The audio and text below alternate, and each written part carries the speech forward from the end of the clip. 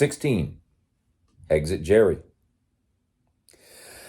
There was a mob around the First National Bank. We pushed through it to the door where we found sour-faced McGraw. Was 6 of them, masked, he reported to the chief as we went inside. They hit at about 2:30. 5 of them. Got away clean with the jack. The watchman here dropped one of them, Jerry Hooper. He's over on the bench, cold. We got the roads blocked, and I wired around if it ain't too late. Last seen of them was when they made the turn into King Street in a black Lincoln. We went over to look at the dead Jerry lying on one of the lobby benches with a brown robe over him. The bullet had gone under his left shoulder blade. The bank watchman, a harmless-looking old duffer, pushed up his chest and told us about it. There wasn't no chance to do nothing at first. They were in before anybody knew anything. And maybe they didn't work fast, right down the line, scooping it up. No chance to do anything then. But I says to myself, all righty, young fellas, you got it all your own way now, but wait till you try to leave. And I'm as good as my word, you betcha. I runs right to the door after them and cut loose with the old firearm. I got that fella just as he was stepping into the car. I bet you I'd have got more of them if I'd had more cartridges, because it's kind of hard shooting down like that, standing in the... Noonan stopped the monologue by patting the old duffer's back till his lungs were empty, telling him, that certainly is fine. That certainly is fine.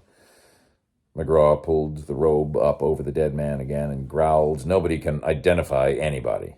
But with Jerry on it, it's a cinch. It was Whisper's caper. The chief nodded happily and said, I'll leave it in your hands, Mac. Going to poke around here or going back to the hall with me? He asked me. Neither. I got a date. I want to get into dry shoes. Dinah Brand's little Marmon was standing in front of the hotel. I didn't see her. I went up to my room, leaving the door unlocked. I got my hat and coat off when she came in, without knocking.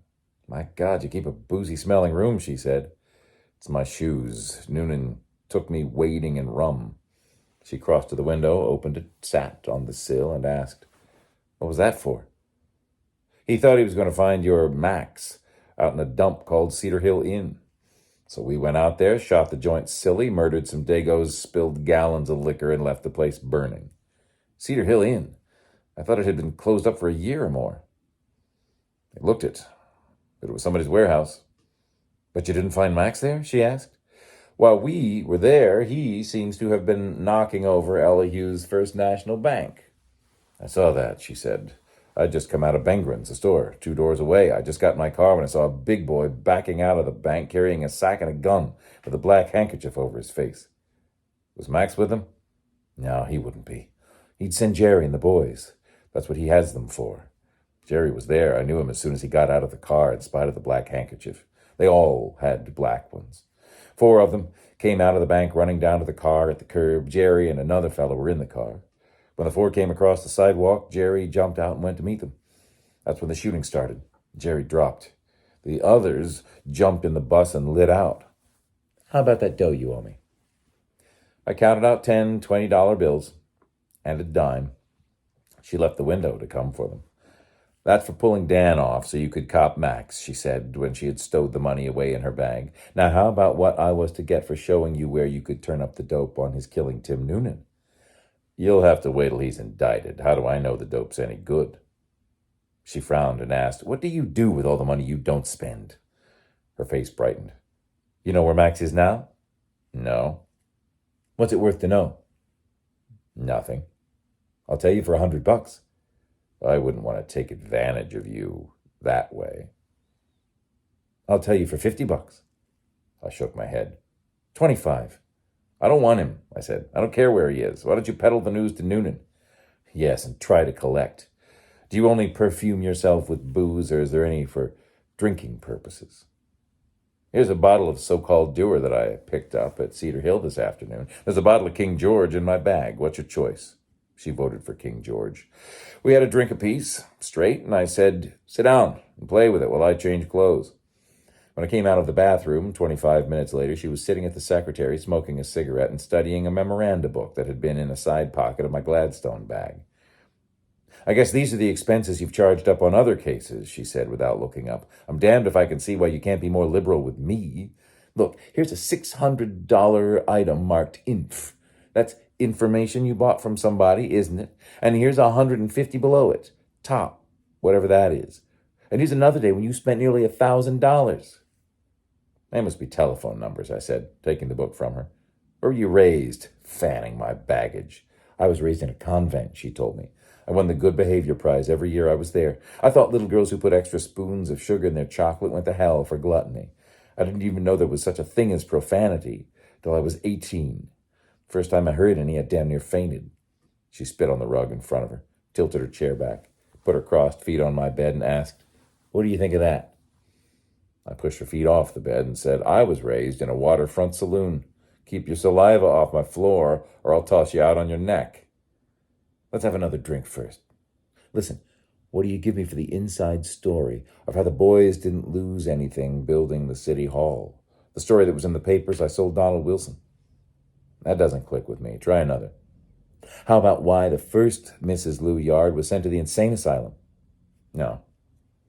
"King, our sheriff, $8,000 in debt 4 years ago. Now the owner of as nice a collection of downtown business blocks as you'd want to see. I can give you all of it."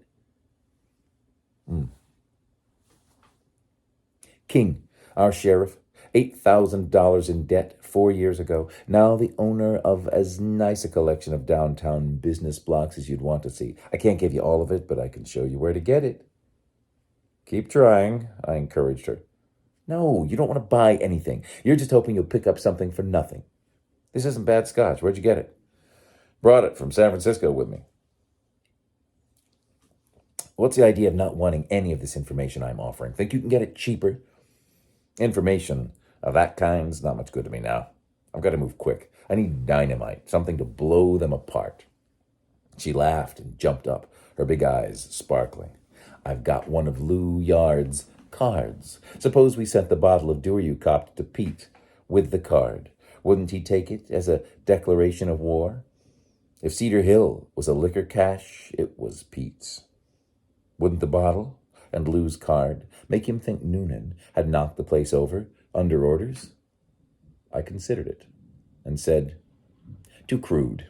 It wouldn't fool him. Besides, I'd just as lief have Pete and Lou both against the chief at this stage." She pouted and said, "You think you know everything.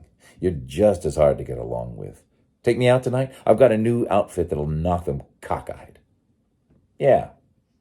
Come up for me around 8. She patted my cheek with a warm hand, said ta-ta, and went out as the telephone bell began jingling. "My Chinch and Dix are together at your client's joint," Mickey Linehan reported over the wire. "Mine's been generally busier than a hustler with 2 bunks, though I don't know what the score is yet. Anything new?" I said there wasn't, and went into conference with myself across the bed, trying to guess what would come of Noonan's attack on Cedar Hill Inn and whispers on the First National Bank. I would have given something for the ability to hear what was being said up at old Elihu's house by him, Pete the Finn, and Lou Yard. But I hadn't that ability, and I was never much good at guessing. So after half an hour, I stopped tormenting my brain and took a nap. It was nearly 7 o'clock when I came out of the nap. I washed, dressed, loaded my pockets with a gun and a pint flask of scotch, and went up to Dinah's.